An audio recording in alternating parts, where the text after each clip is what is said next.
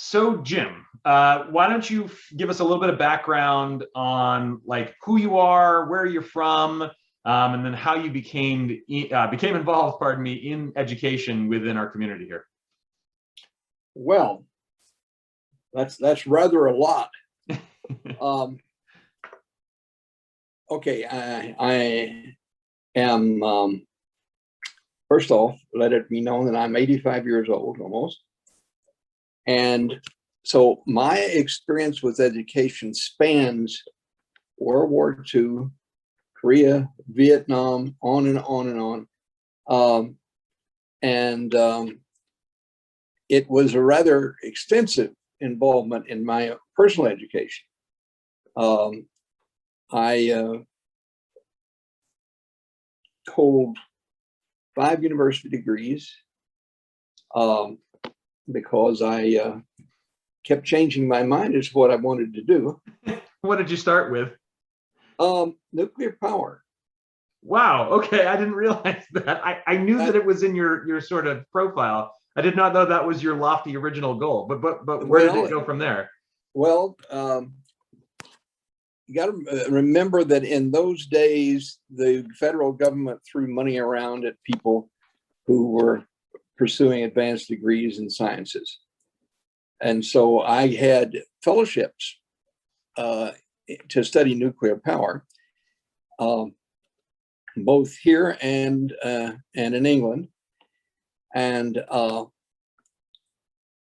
more I got into it, the more I decided I really didn't think that was the right way to go. I am desperate to know what you transitioned to from nuclear power. Well, you get to nuclear power in those days by doing electrical and mechanical engineering. So I had a degree in EE. Mm-hmm. I had a 1-year master's degree in British nuclear power. I then studied some direct energy conversion, not using the nuclear reactor. All of that was really great, but and I got, and this is my story. I got a summer fellowship for a nuclear power company in California, and there were some people from the brand new University of California at San Diego, professors who were doing summer work for this same company, and one of them told me some things about what was happening. It was one of the top 10 universities before a student ever walked in, just in terms of their faculty. So I applied, and I got in the physics department, having blessing little physics background. So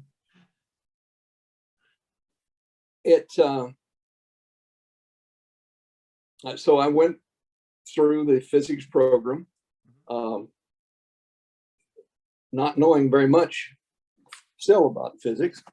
That's okay. You were there to learn. I presume, and learn you did, I presume. I did indeed. I think I was number 2 in the qualifying exams. That doesn't surprise me in the least.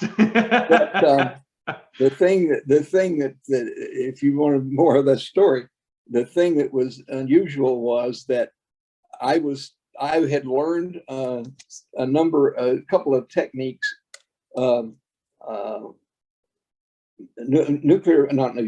electron paramagnetic resonance, mm-hmm. and which I was proficient at doing, mm-hmm. and some things about optical as well. My research work turned out to be mm-hmm. the identification of the primary photoreactant in bacterial photosynthesis. Whoa. Talk about very niche. you can see how my background in nuclear power and actually the electrical engineering came in very handy, and continued to. So at any rate, so I got this degree, and I got it in 1970, and then I did a postdoc, so at 72.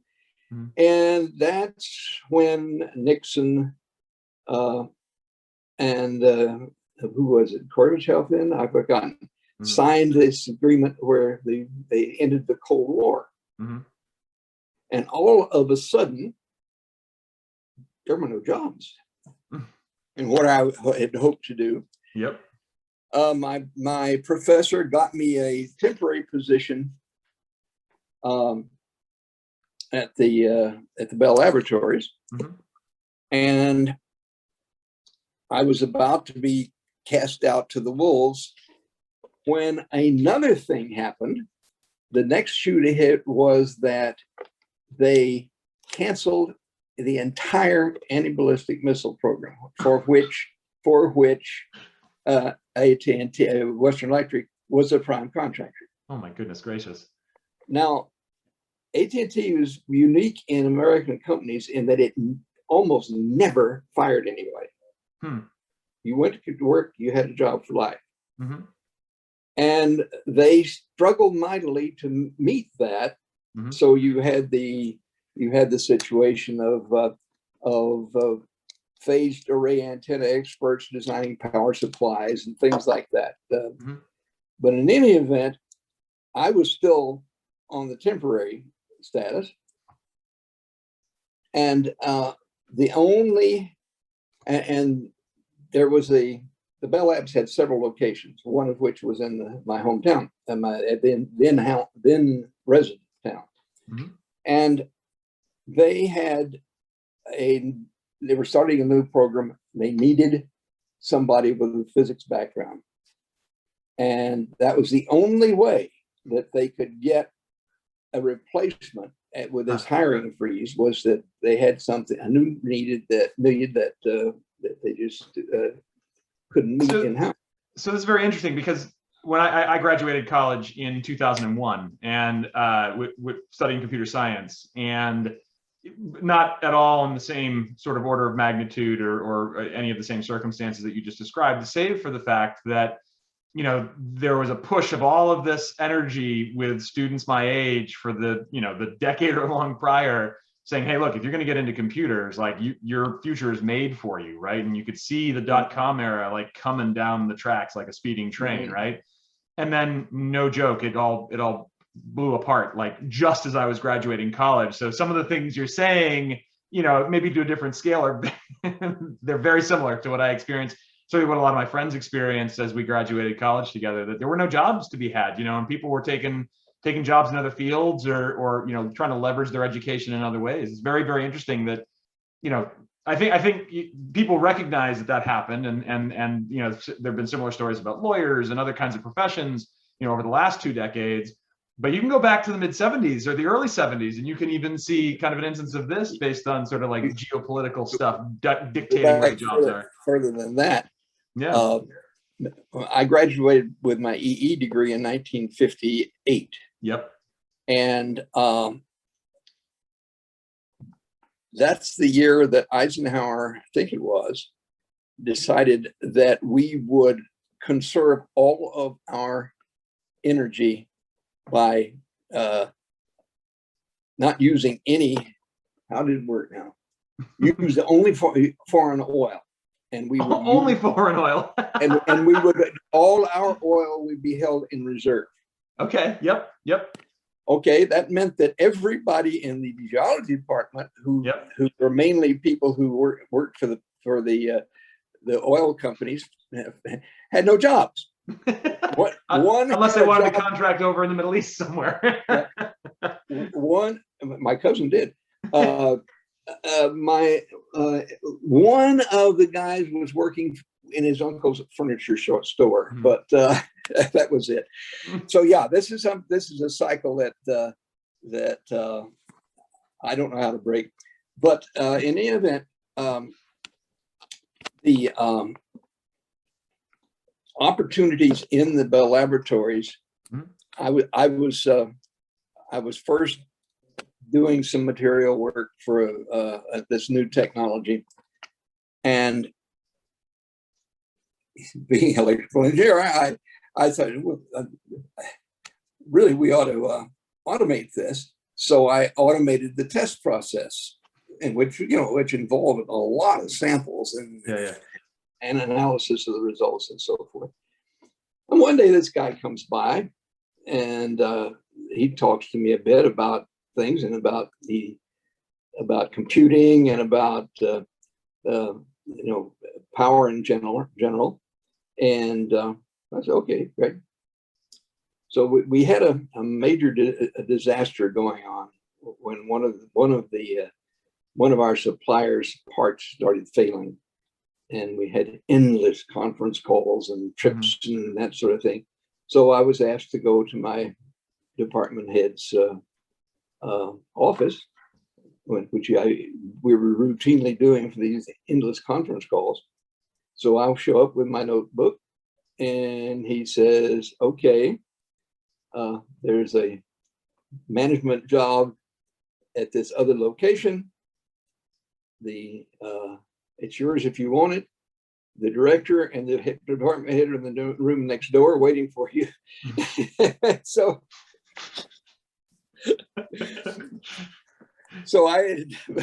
what am I doing? I'm managing a group that designs power supplies. Oh, it's a natural transition. Totally understandable. Yeah, absolutely. It makes all those days running the nuclear reactor and that sort of thing.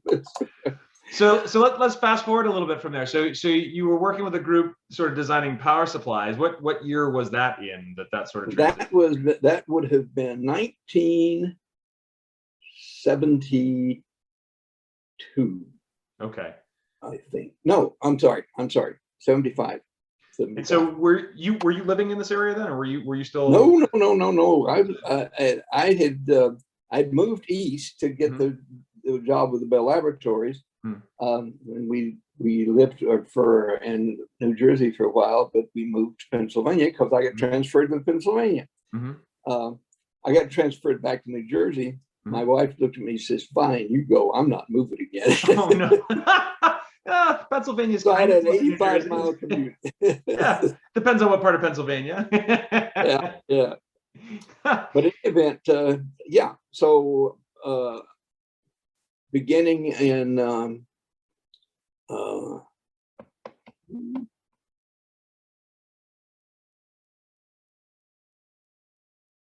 it would have been 79 or so that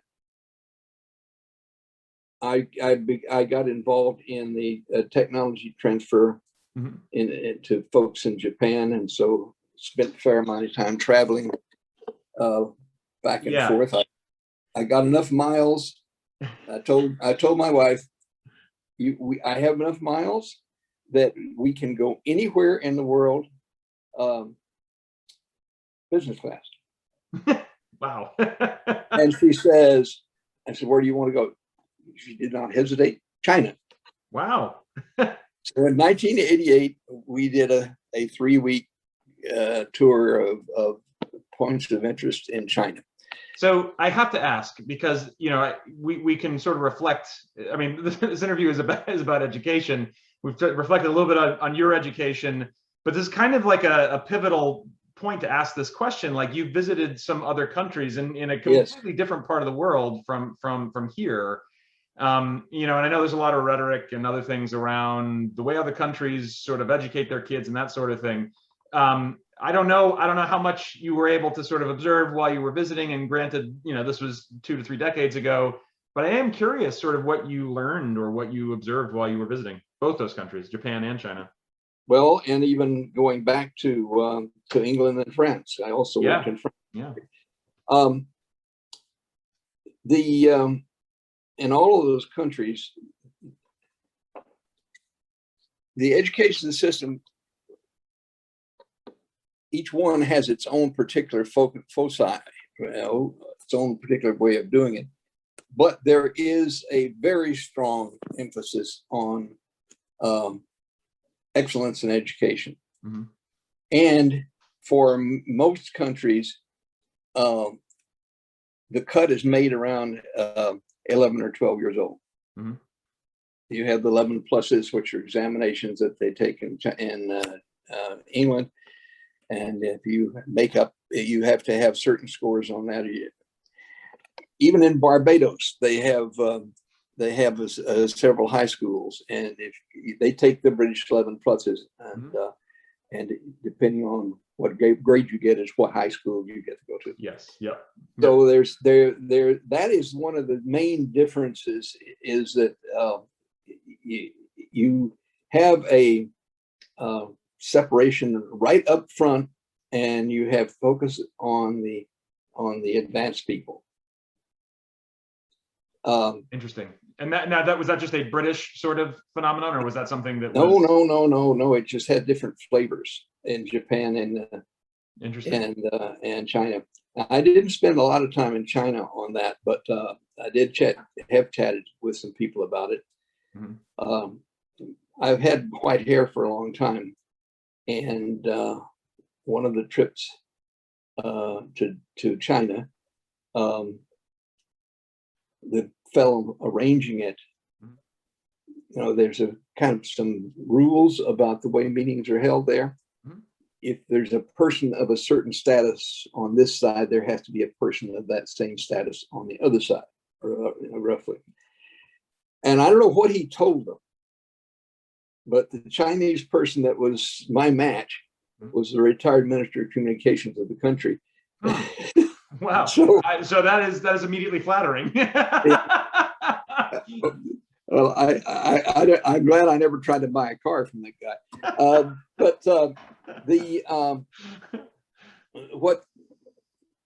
the reason I raised that was he was part. Now he had a doctorate, which he'd gotten, I've forgotten where. But they were working hard to bring the level of their graduates up to U.S. or international standards. Oh, that's wild. And we were talking about the problems they had. The first time I went to China, there were guys over there from MIT and so forth. The Chinese are saying our universities need to be better. And the first thing that one of the guys told us is, look, each one is standing alone. As a matter of fact, each one is located with a factory, and the students had to work in the factory. He said, look, you people, the professors have to be able to talk to each other, mm-hmm. and share things and try to get some consistencies in. So that's all new to them, but they did it, and they did it in spades. Interesting. So this was still like the late 70s or maybe the early 80s at this point? By that time, that conversation was held in 94. 94. Okay, right. So, and were you living up in this area then, or were you still down in the New Jersey area? No. I was still there. I moved up here in 2002.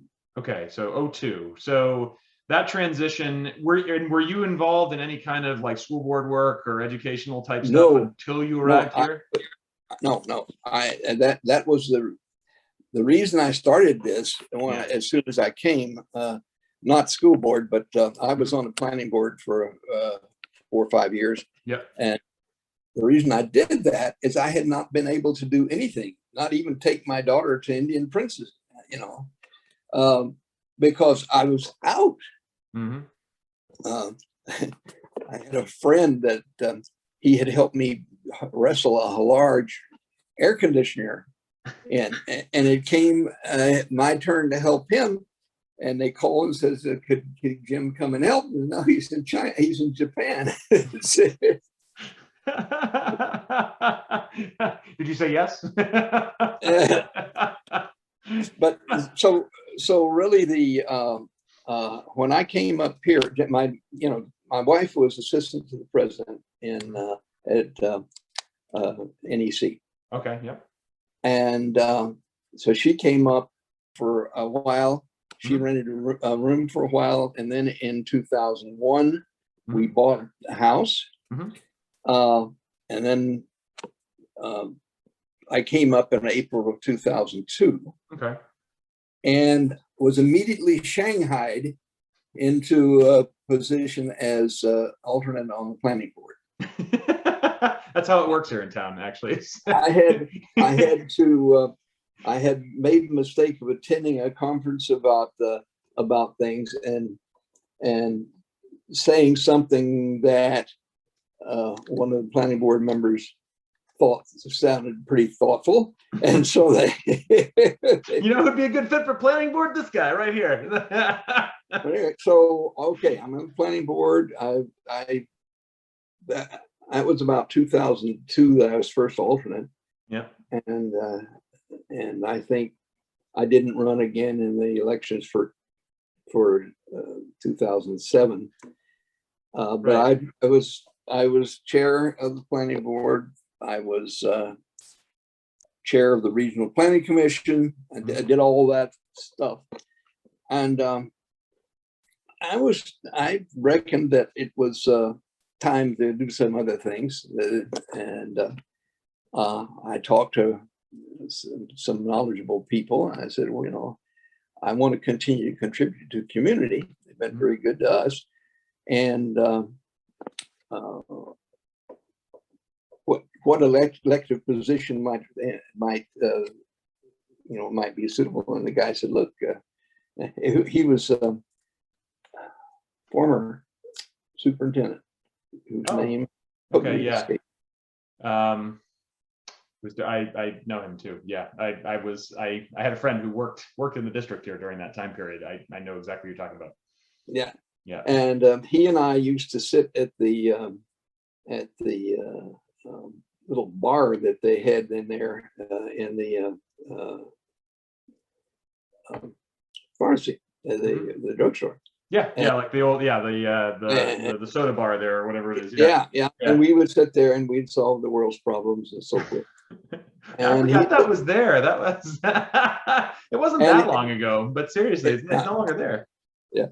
But anyway, he said, the school board, there's you've got a lot of support. You have a lot of people doing things and asking you what you think of them and that sort of thing. So I said, okay. So I ran for the school board, and the earliest I can see from whatever piece of paper I have now, it was about 2007. Okay. It's when I the first oath I swore. That's interesting. I don't think I was that much later than you then. I was like 2009, maybe 2010, something like that. So at least up at John Stark. I don't know that I joined Henniker for a year or two after that. It was with after Teresa had left the board, and Arnie was still on the board there, and it was sort of in that time frame that I jumped on. But yeah, so that was interesting. So that was right before, I think, sort of like the economic downturn here in this country anyway, the Great Recession as they call it, right? And so maybe as you jumped on school board at that point, right? I think I've said this before. Like there's a total learning curve to being a school board member and getting involved in local education, right? I think everybody's got a different entry point for this, right? So. What was your entry point? Even if you were just asked to be on the school board, which so many people are, but what was your entry point to this? What did you come to the equation with, and sort of what were you looking at as the past of education there? I will be honest with you. I had and still have an ongoing concern about the level of education in American public schools. Yeah. I had been working with people in Europe and in Japan that were truly educated. Now their social systems had a way of filtering that out, but even we had some. In the nuclear reactor, we had some machinists and technicians and so forth. These are very knowledgeable people. They hadn't got to go to school and they hadn't got to go to university and so forth. But I felt like that. And by that time, I had already put 2 kids through school. I had watched two kids go through school. As a matter of fact, had graduated from college already by then. Mm-hmm. So I guess I had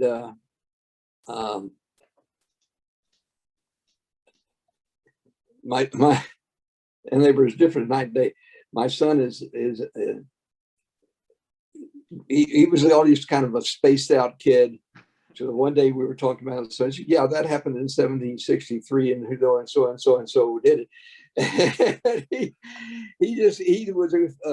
he was a history and that Mm-hmm. kind of stuff buff. Mm-hmm. He went through every bit of math in the high school, Mm-hmm. and got good grades in it.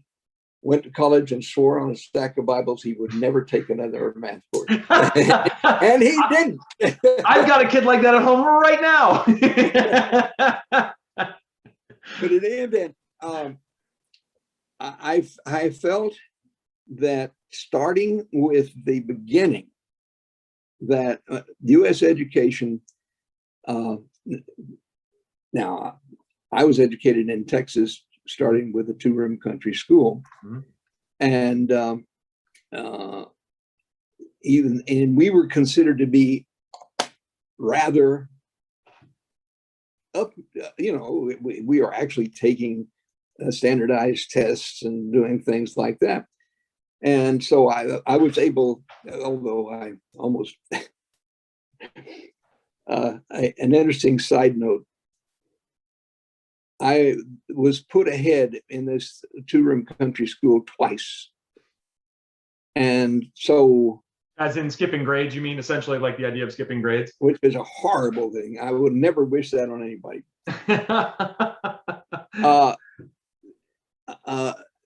But so I was fairly immature. Mm-hmm. And if I was interested in something, I would get A's in it. Mm-hmm. And if I wasn't interested, forget about it. I had B's and C's, and I had a D in, of all things, typing. So what happened was that because I liked math and I did well in math, my homeroom teacher, the senior English teacher, and the math teacher got together I did not know this for 20-something years, went to the local college. Mm-hmm. and presented my case as a deserving to be admitted, although I had terrible grades and was barely, I was still 16. So they did it. Huh. Now, the Korean War was going on, and we had a number of people coming back from the Korean War. This was 1953. I was gonna say 52, 53, yeah. Yeah.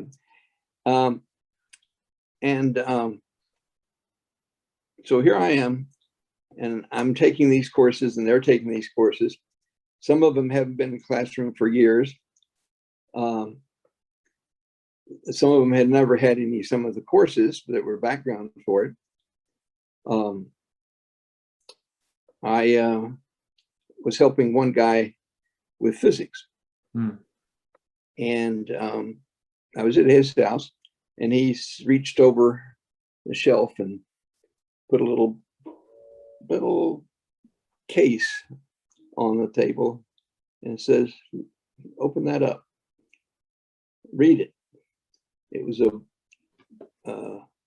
Bronze Star, I think it was, and a description of the 24-hour battle using machine guns down to bayonets and fists, that he withstood a Chinese wave after wave attack.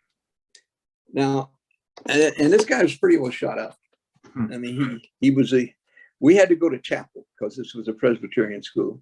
And he was excused to going to chapel because he could not go side. He couldn't go down a row of seats to get to it. His legs didn't work. Oh, I see. Yep.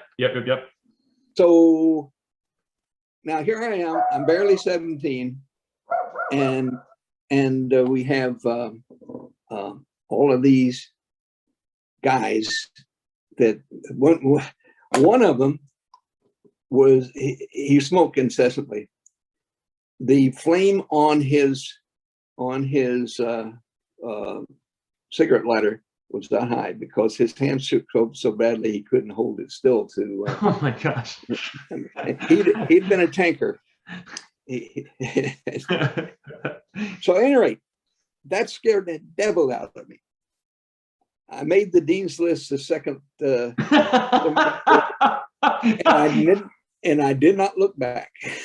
Oh, and if I'm reading, I'm sorry, you're laying it out there pretty well, but just so I'm picking up on this, like just to avoid those horrors of reality, jumping into the military. Well, like that. No, yeah.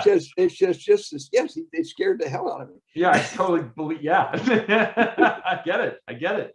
Yeah, holy cow. So, all right, so those are your experiences, sort of, looking backwards. And you've been doing school board work. You've been involved in our local educational process, and sort of, there've been a lot of transitions over even just the past, say, 13, 14 years while you've been doing this. Talk a little bit about kind of where we're at now, in the present compared to where things were in the past, but based on everything else. Well, I've got to say that I was worked for the school for a year or so as an aide. Oh, like a substitute teacher? No. I was a peon. But I was a peon for the gifted student program. Okay, got it. Like a volunteer of sorts. Yeah. Yeah, volunteer. And in fact, I guess after a while, I actually got paid something. But so I was there in the school every day, and working with the kids, and got to know some of the teachers, not a lot, but they at least recognized me. And I've got to say that you went to school in that school, right? And it was, yep. And it had 1980s, yep. It had not changed much. Yeah. when I was there. So, but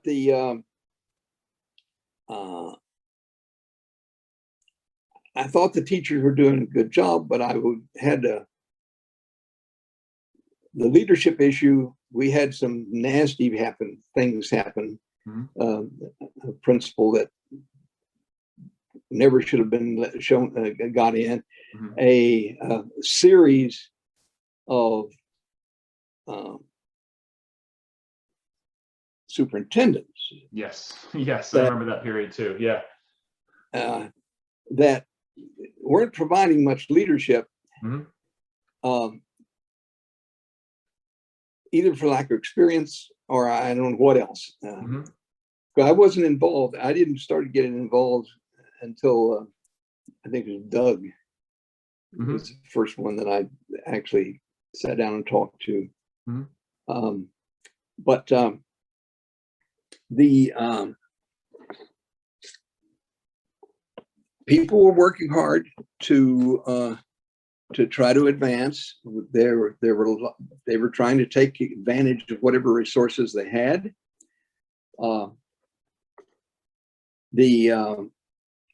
That's about the time frame when I got my reputation. And the answer to the last question, which is school all year. We'll get to that. I had a feeling that was where I knew you were going to go with this. A very tongue-in-cheek. I was going to ask you if that was your dream for the future, but we'll get there. But in any event, I got the impression that people are working hard, but there was not we weren't at the top level. I don't think. Now, it's hindsight is a glorious thing. Well, of course. So yeah. So where are we now? You know, sort of by comparison to that reality that you stepped into. Whoa. Day and night. Yeah. Now, I don't know that I can take much credit for it, but I was on the board when we hired consultants to come in, and we hired Lorraine, right? Which is probably the best thing that I have ever done for education in Henniker. I would tend to agree with you. And it was clear to me, right? The two things that I will always remember. One is that suddenly everything started appearing in color. And secondly, there was a 5-year plan. Yeah.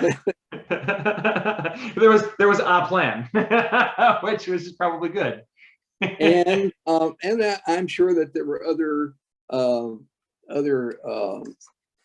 we had some turnover in various offices and that sort of thing, but the revolving door stopped.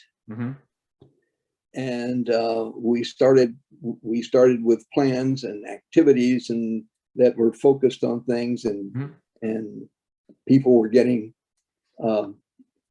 higher education and special training and that sort of thing. But that was something that was done. Now it was how long was that? When was that?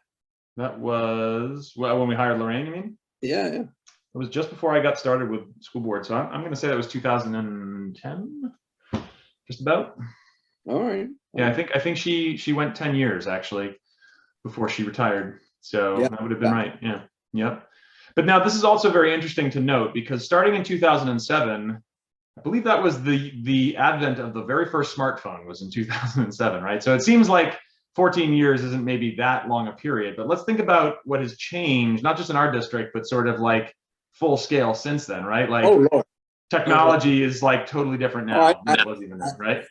Let me put a framework on that for you. Yeah. There was a big push in school meeting to get the teachers computerized. And $250,000 was approved. And that meant that each teacher had a box with a phone modem and a display and a keyboard. And over half of the faculty did not know how to use them. Oh my goodness. Well, we had, and they were supposed to be communicating by email. Yeah. Many people had no idea what to do with it. Right. And what year was this? This was when you joined school board? A little after it. No. Oh my goodness gracious. Because I was still sitting out in the audience hearing them complain about the. Oh my goodness gracious. Wow. I didn't realize that. That's wild to hear. Wow. And that was not that long ago, even still. And so starting there. Now they had because that had been a high school building. Yeah. Yep. Yes, it was. Yep. There had been it had been wired for terminals. And so and there was a place that you could put the master computer, like the mainframe sort of thing. And it is still there in that same room. It's now air conditioned, but and the kids were taught keyboarding. Yes, I was one of those kids. It was after it was a high school. I was one of those kids. Yeah. So yeah. But now there were people trying to do things. I remember there was for the little ones. Mm-hmm. It was a big debate because they had a program Mm-hmm. that if they misspelled a word, Mm-hmm. a little bug would go backwards across the top of the screen. Yeah.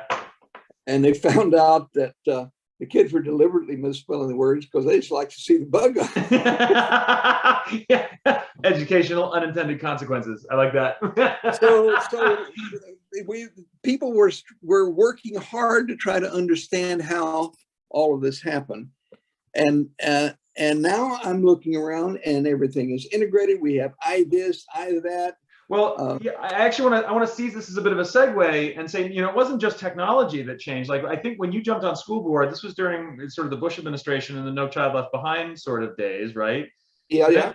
Then it transitioned to Every Student Succeeds Act. And at the same time, like, the state of New Hampshire was sort of filing its own exclusions from these things.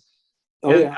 And at the same time, we had the Obamacare. I'm trying the more official name is escaping me at the moment. But the Affordable Care Act. Pardon me. Yeah. All of these major policy changes outside of just technology that have all happened over the last 14, 15 years. Yes. And, yes. I know that isn't necessarily. I mean, two of those items are curriculum related items, and one of those is more of like an employment related item. But like, where were we? Where are we by comparison to, or in the world of all those things too? Well, I think that if I look at the most important thing, which is the teachers, we have, I think, a much stronger faculty. Mm-hmm. Now, part of that might have to do with the fact that the daughter of the chair of the education department in NEC made sure that we got the best students. Now, I will probably deny that you've ever said that. That the fix is in. Well, it certainly was for their practice teaching and so forth. Yeah. And so and that was started before, before Lorraine. Mm-hmm. But once Lorraine came, the people who didn't measure up didn't get their contracts renewed.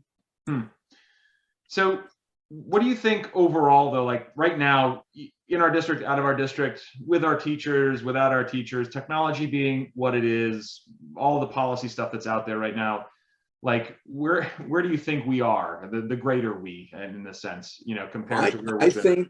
I think that we are struggling to get where we need to be, and that New Hampshire is particularly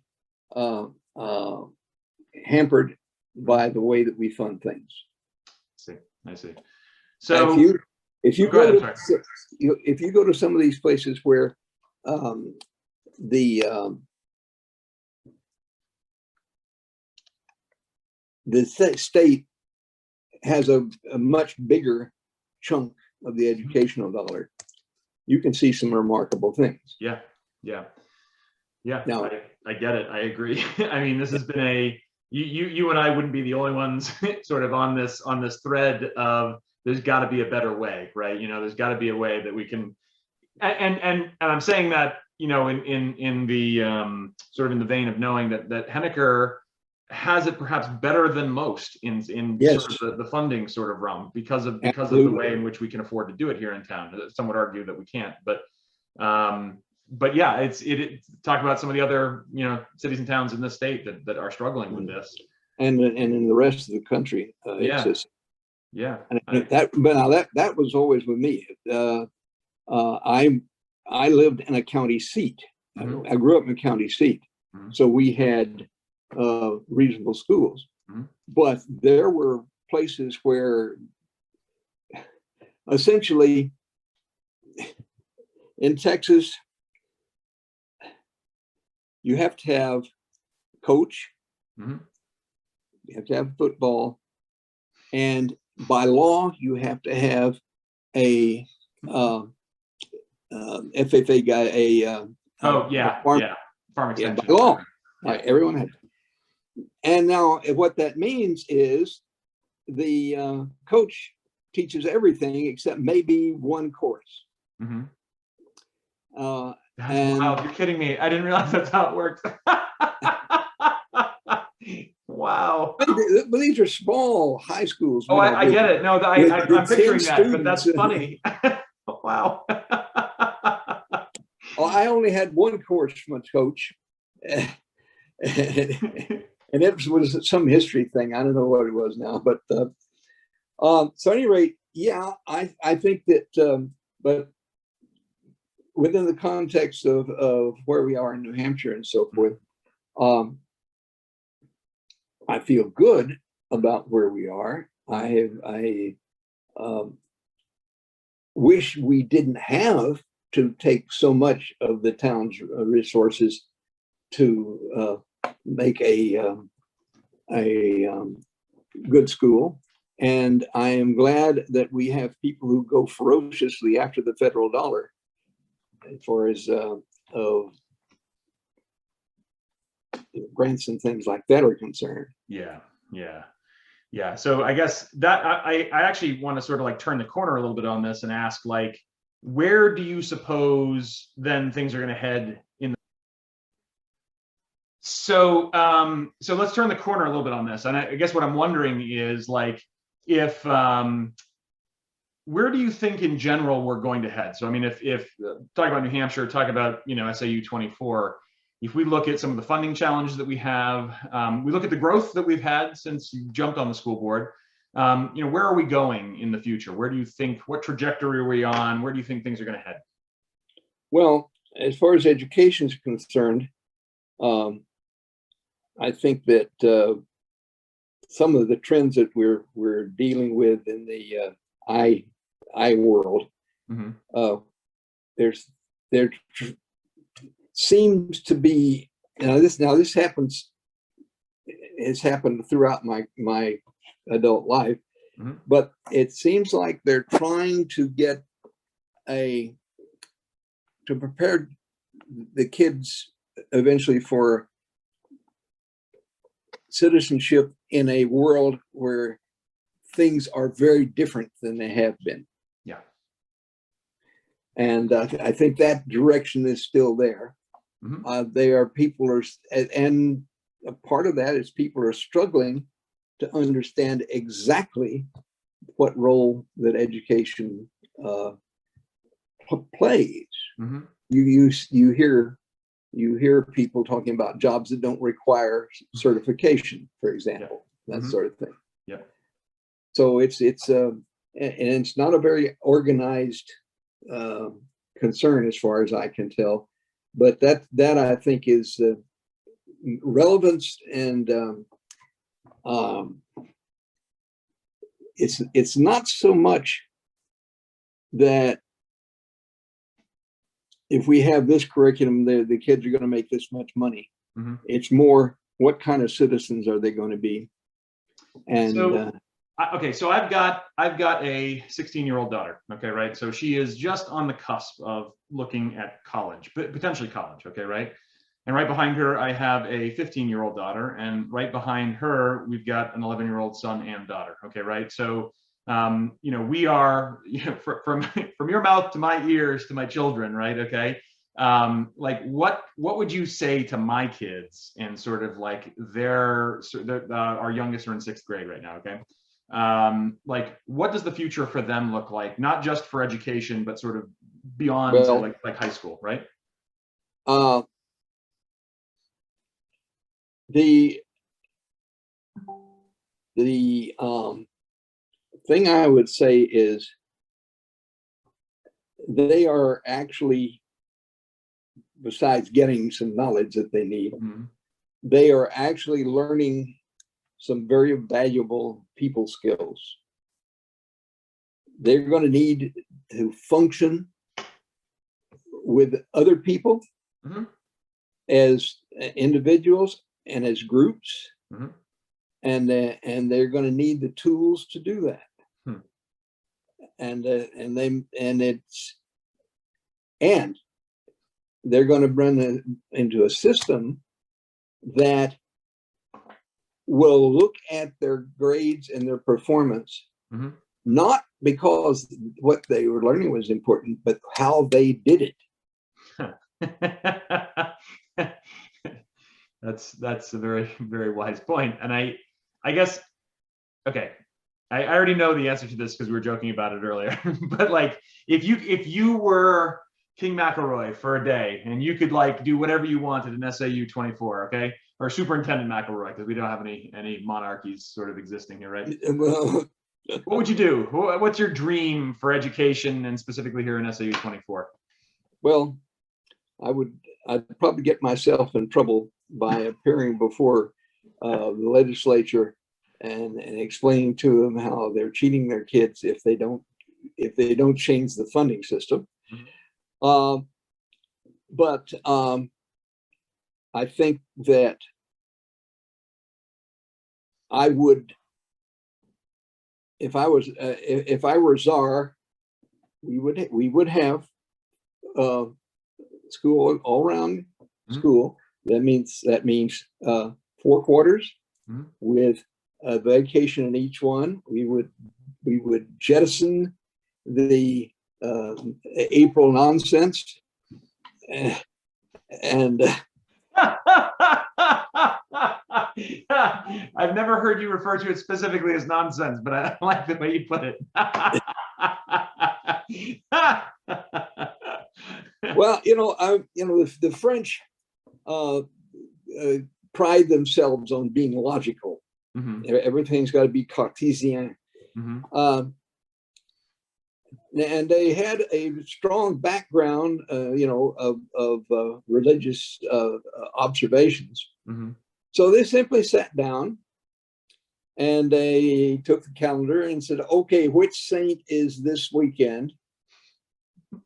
And every month there's a 3-day holiday. There you go. That's it. You guaranteed. I had a friend with a Volkswagen when I was working there, and and we'd take off. We went to Brittany once. We went to Bourgogne. Just zoom. Any way we could get that BFF. But anyhow, I think that the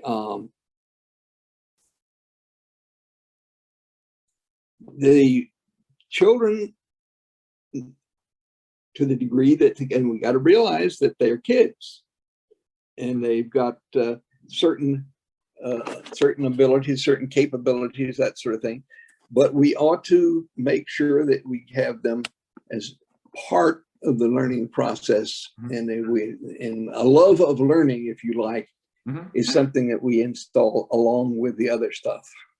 Yeah, I don't know. I'm going to misattribute this quote, but it's somebody that's like a science communicator out there, like a Neil deGrasse Tyson or somebody to that effect. We're sort of talking about, like, it's amazing how much sort of curiosity and wonder there is, almost sort of like built into or innate in children. And we as a society, and you could argue, I don't know, I mean, but I guess you could argue that we sort of run that out of them at some stage or another. And so when you say something you like, can do it, and some of the curriculum did do it, but it is also possible to do the teaching without it.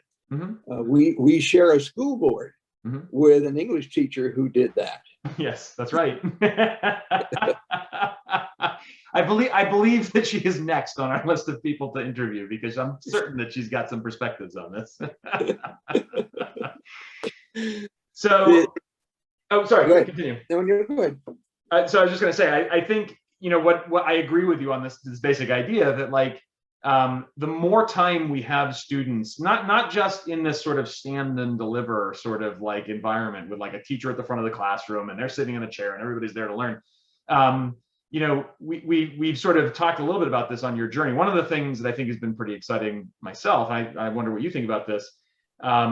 Since you've been on the board, we've talked about this idea of more experiential learning. We've talked about like all these different routes and differentiation to meet the students where they're at, And so I'm not positive, taking something that you and I were joking about with like just more school in general, like I feel like that's necessary in order to like meet the obligation of meeting every student kind of where they're at. That's not an easy thing to do when you continue to compress the amount of time with students. And I wonder if that's where you're coming from, Well, I'm coming from the present situation doesn't provide for the way people learn and the way people forget. Yeah, that's a really good statement. I like that. Yeah. And I believe that if we had a continuum and we adjusted the curricula to meet the realities of that, you want to get some teachers talking, and talk to them about the last week when they're desperately trying to jam in things that they know they should do, but they hadn't been able to get to, sort of thing.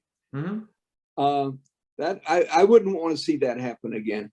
No, I agree with you on that. Yeah. This push. I mean, we've experienced this with the pandemic situation here, right? Like this idea of remote education being. Some people would say, "Oh, it's just as good." Others, I think lots of others would say, "Like, yeah, no, we lost something in that. Like, there was a problem there." Absolutely. Yeah. Absolutely. Look, there maybe 15-20% of the kids would really excel with that kind of remote thing, but the kids are as much. They're learning together in the classroom environment. And they're learning things that aren't necessarily what the teacher's teaching either, also. Yeah, I agree. And I really hate to think about.